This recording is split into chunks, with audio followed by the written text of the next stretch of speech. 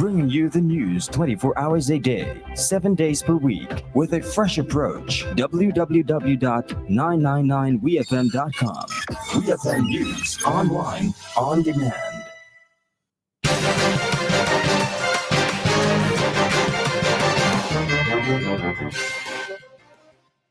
Good afternoon and welcome to WEFM's Midday News, brought to you with the kind compliments of Court St. Vincent Limited.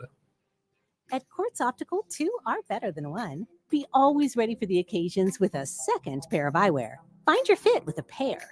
Get 50% off on all men's frames and sunglasses, plus 30% off all other purchases. Ray-Ban, Armani, Converse, Vogue, and much more.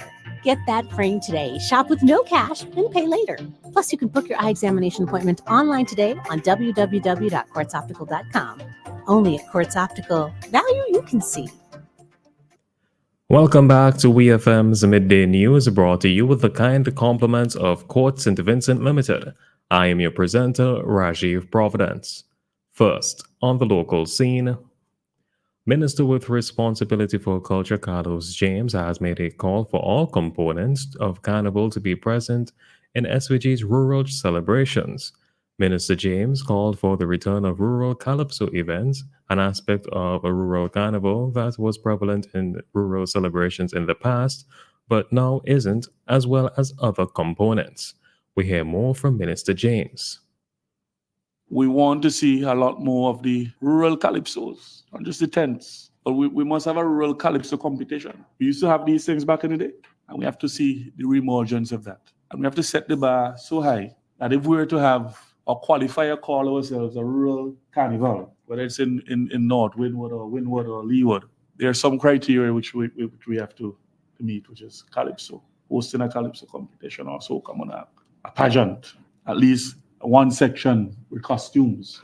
That is what all the components of carnival must feature in a rural carnival, and we have to set the bar there and leave it there. We don't drop it. That was the Minister of Tourism, Civil Aviation, Sustainable Development and Culture, Carlos James. At a press conference held recently, it was revealed that there will be no rural pageant held this year. According to coordinator of Rural Carnival, Dylan Morris, this is due to the late response of potential contestants to the call for participation. The Royal St. Vincent and the Grenadines Police Force, the RSVGPF, is currently investigating a homicide that took place on the evening of June 24th in Belmont. Kezron Deschong, a 26-year-old resident of Belmont, was fatally shot multiple times by an unidentified assailant or assailants while visiting a close relative's home. According to an official release, upon receiving notification, the police promptly responded to the scene. Deschong was swiftly taken to the Milton Cato Memorial Hospital, the MCMH, where he unfortunately passed away due to the severity of his injuries during treatment. The RSVGPF, in their release, said that they are fully committed to thorough investigations to ensure those responsible for this heinous act are apprehended and prosecuted to the fullest extent of the law.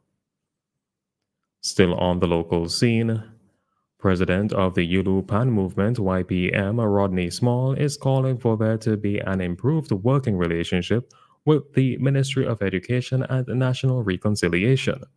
Mr. Small said a closer relationship with the Education Ministry would aid in attaining the goal of having the steel pan, calypso, and other carnival components included on the timetables of schools throughout St. Vincent and the Grenadines.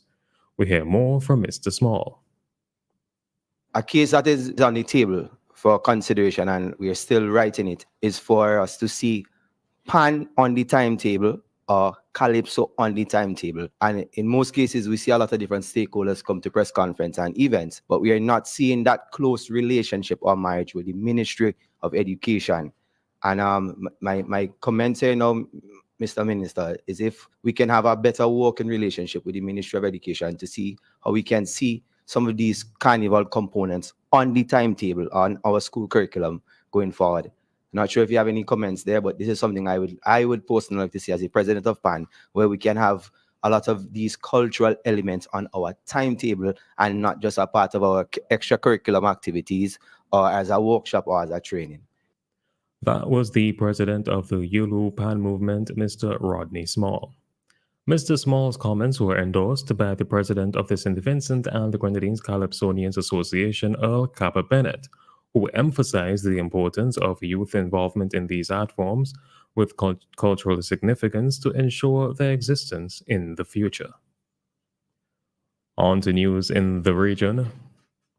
At least 4 people have died so far this year from dengue in Guyana, the country's health minister, Dr. Frank Anthony, has said. Guyana's health minister said there have also been an estimated 400 people hospitalized with dengue fever that is mainly spread by the bite of the infected Aedes aegypti mosquito that becomes infected when it bites a person who has dengue in his or her blood. Dr. Anthony said that warmer temperatures are contributing to a growth in the mosquito population, and as such, dengue is one of the health concerns his ministry is keeping a close eye on. He said that Guyana's health ministry has been pushing for increased spraying of insecticide to kill mosquitoes in communities, with a greater focus on getting people to keep their drains and surroundings clean to prevent the spread and the breeding of mosquitoes. CARICOM heads of government will meet in St. George's, Grenada from July 3rd to 5th for their 47th regular meeting. The meeting's agenda will comprise the Agri-Food Systems Agenda, which prioritizes food and nutrition security, climate change and sustainable development, foreign policy, the CARICOM Single Market and Economy CSME, and engagement with social partners.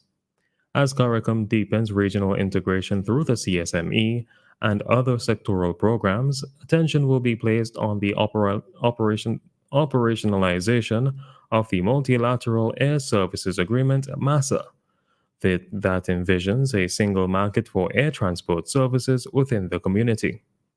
Heads of government will also review the progress toward the goals for full free movement and 25% reduction in food import by 2025.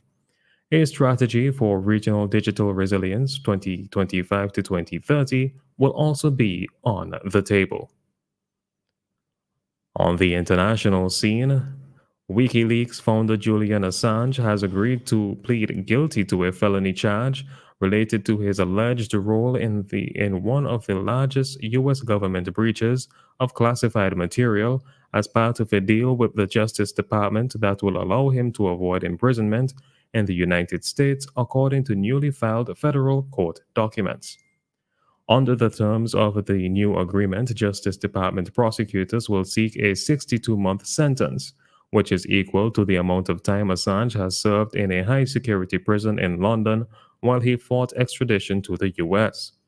The plea deal would credit that time served, allowing Assange to immediately return to Australia, his native country. The plea deal must still be approved by a federal judge, but as of Monday morning, Assange had been released from a UK prison. Stephen Parkinson, Director of Public Prosecutions, said the case has absorbed considerable time and resources from the criminal justice system over many years. He said the intended outcome of the plea agreement is to accomplish the primary objective of delivering justice, and that it will also save continual substantial resources. Finally, in sports, Afghanistan qualified for the semifinals of a World Cup for the first time by beating Bangladesh by 8 runs in a tense, low-scoring classic in Annisville, St. Vincent. The victory sees them progress as runners-up from Super 8's Group 1, while knocking Bangladesh as well as heavyweights Australia out of the tournament. They will now play South Africa in Trinidad on Thursday and are one match away from facing either defending T20 champions England or India in Saturday's final. Needing a win to advance to the knockout stage, Afghanistan underperformed with the Pats scoring 115 for 5. A roller coaster rain-interrupted run chase ensued in which both sides and then Australia looked to be favorites to progress at different stages. Ultimately, it was Afghanistan who emerged triumphant, with Captain Rashid Khan and Naveen Al-Haq taking 4 wickets apiece to secure a famous victory. This has been WEFM's Midday News. I have been your presenter, Rajiv Providence. Join us again at 3 o'clock for WEFM's 3 p.m. news. WEFM's Midday News is brought to you with the kind compliments of Courts St. Vincent Limited. Ready, cash again! Experience the party! Experience the vibes! Experience the road! This carnival season, get the full experience with Ready Cash and pay nothing for 60 days. Take a loan of 3,000 and more for Carnival 2024 and make your first payment after Carnival. Plus, you get to enter and win your loan back. All you need is your ID, proof of address, job letter, payslip, and 2 references. Visit your nearest Courts or Ready Cash location today. Experience Carnival 2024 with Courts Ready Cash. Ready when you are.